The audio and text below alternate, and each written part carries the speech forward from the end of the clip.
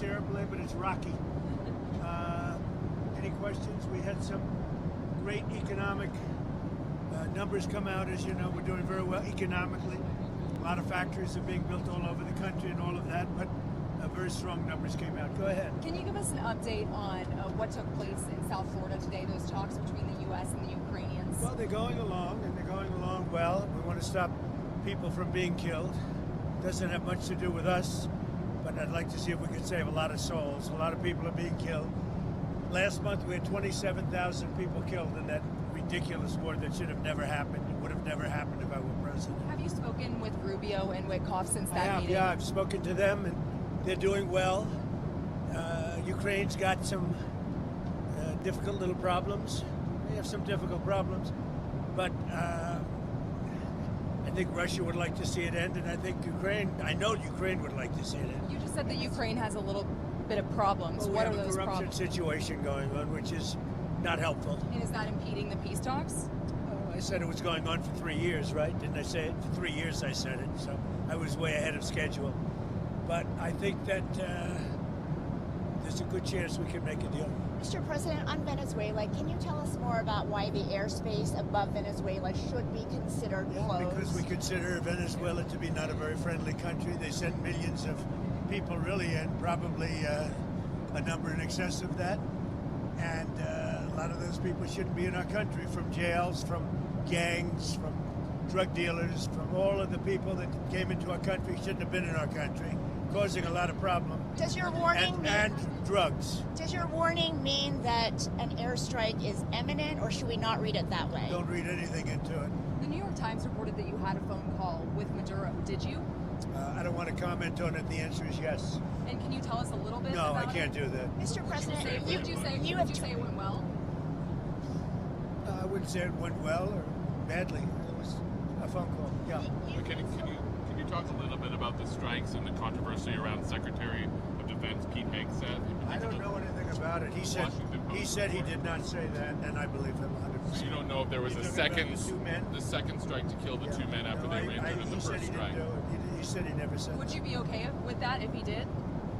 He said he didn't do it, so I don't have to make that decision. Mr. You've made so clear how you want to keep drugs out of the U.S. Right. Can you explain more about why you would pardon a notorious drug trafficker? Well, I don't know who you're talking about. Which Juan one? Orlando Hernandez. Well, I was asked by Honduras, many of the people of Honduras, they said it was a Biden setup. I don't mean Biden. Look, Biden didn't know he was alive, but it was the people that surround the Resolute desk, surround Biden when he was there, which was about very little time. And the people of Honduras really thought he was set up, and it was a terrible thing. He was the president of the country, and they basically said he was a drug dealer because he was the president of the country. And they said it was a Biden administration setup, and I looked at the facts and I agreed with them. What evidence can you share that he was set up and that he wasn't? Well, you take a look. I mean, they could say that you take any country you want. If somebody sells drugs in that country, that doesn't mean you arrest the president and put him in jail for the rest of his life. Do you think the U.S. That includes this country, okay? To be honest, I mean, if somebody does something wrong, you put the president of the country in jail. They said it was a Biden setup. It was a Biden administration setup, and you have a big race going on this week. Next week. I think it's going to be a very important race. It'll be interesting to see Honduras. That's what you're talking about, right? Correct, yes. Mr. President, Yes, when ma'am. exactly is Steve Witkoff going to Moscow, and do you want to extend Putin some sort of deadline for agreeing what to is the the plan? second part of your question? Do you want to tell Putin, here is my deadline for you to No, I agree don't to have the a deadline. deadline? I have a deadline when the war is over. And hopefully the war is going to be over. 27,000 people killed last week. 27,000 over the last 3 or 4 weeks. 27,000 people killed. That war should end. Following up on that, what day? On the Venezuela boat strike, if there were a second strike that killed people wounded in the first strike, are you thinking that would be legal? Number one, I don't know that happened. And Pete said he did not want them. He didn't even know what people were talking about. So we'll look into it. But no, I wouldn't have wanted that. Not a second strike. The first strike was very lethal. It was fine. And if there were two people around, but Pete said that didn't happen. Does that make you I have lose? great confidence. He's in saying that. there's no second strike? I don't know. I'm going to find out about it, but Pete said he did not order the death of those two men. Do you have any concerns about how those boat strikes have been carried out at all? Very little, because you can see the boats, you can see the drugs in the boats, and each boat is responsible for killing 25,000 Americans. So, and they're doing an amazing job. And you know, we're getting, you just look at the numbers. The amount of drugs coming into our country by sea is infinitesimal compared to what it was just a few months ago. On immigration, And think of this, each boat, on average, is responsible for the death of 25,000 Americans. on immigration, your administration made a lot of moves throughout the last few days after we know that Afghan national is the suspected shooter of these National Guardsmen. The people that shouldn't be in our country, this one. So you announced that asylum. And that includes Somalians and it includes plenty of others. How long does your administration plan to pause asylum into the U.S.? I think a long time. Can you give any kind of time? What's we a don't long want those time? people. We have enough problems. We don't want those people. Is that a year, 2 years?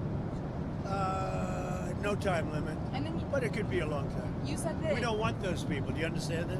I understand. Do you understand that? I understand. Who what are you're you saying. with? I'm with News Nation. So Okay, my News name's Libby Nation. D. News Nation. Great. Thank Let you. me just tell you something. We don't want those people. Does that make sense? You know why we don't want them? Because many of them are no good, and they shouldn't be in our country. What do you mean by those people? Can you clarify? People from different countries that are not friendly to us, and countries that are out of control themselves. Countries like Somalia that have virtually no government, no military, no police. All they do is go around killing each other. Then they come into our country and tell us how to run our country. We don't want them. How many countries, roughly, would you put on that list? She said how many? Yeah, how many countries, yeah, would you there a put on that list list? Well, I guess we gave you 19, right? And there's probably more than that. Is that what you mean when you mean third world countries, those 19? No, I don't think they're all third world, but in many cases they are third world.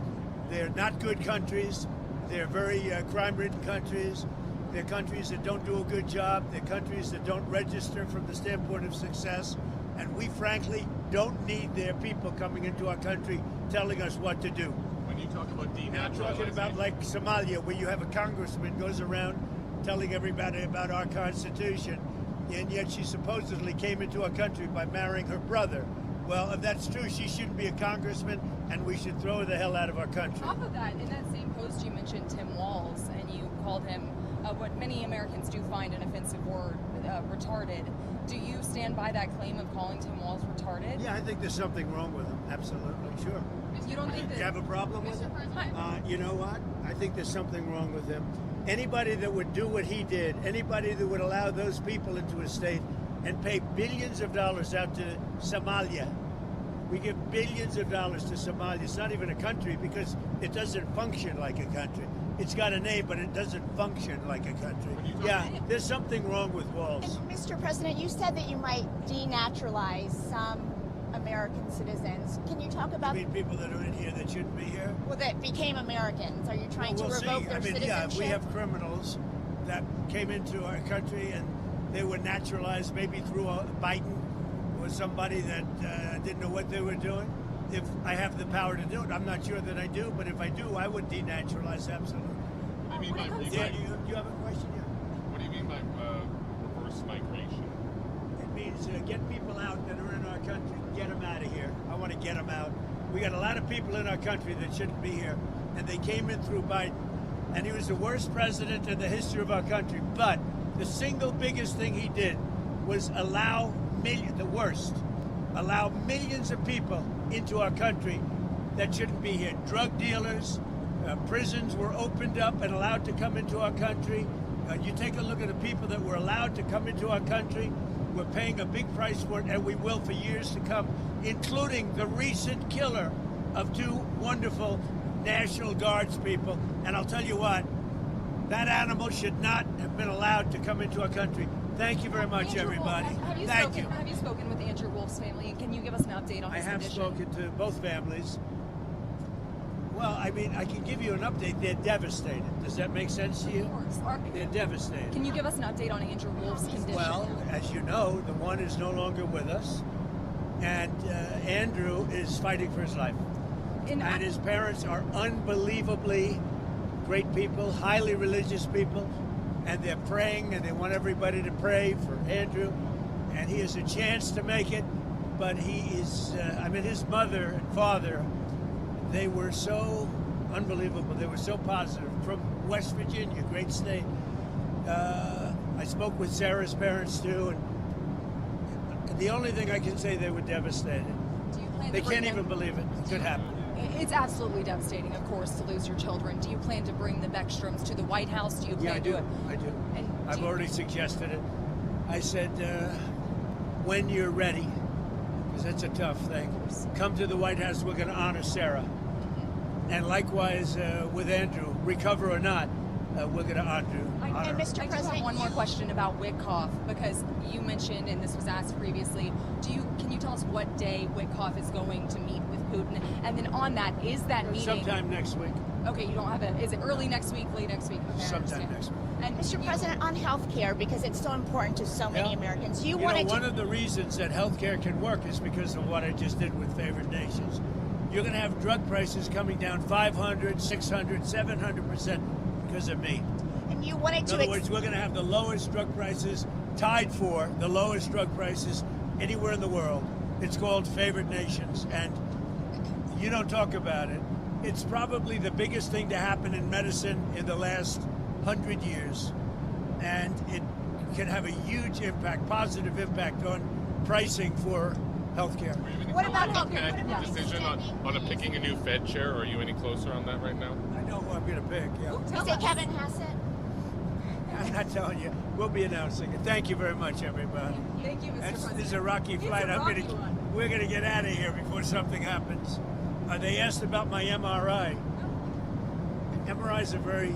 Governor Walz asked you to release the MRI records. Will you tell us what it was Governor for? Walz? You mean the incompetent Governor Walz? So if they want to release it, it's okay with me to release it. It's perfect. What were they It's looking like my phone call where I got impeached. It's absolutely perfect. So if you want to hear about it or if you want to release it, do you want to have it released? Yes, News Nation? please. Failing News Nation? No, sir, we're not failing. News Nation is doing lousy, by the way. But if you want to have it released, I'll release it. Yes, please. Can you tell us Absolutely. what they were looking at? For what, releasing? No. What part of your body was the MRI looking I at? have no idea. It was just an MRI. What part of the body?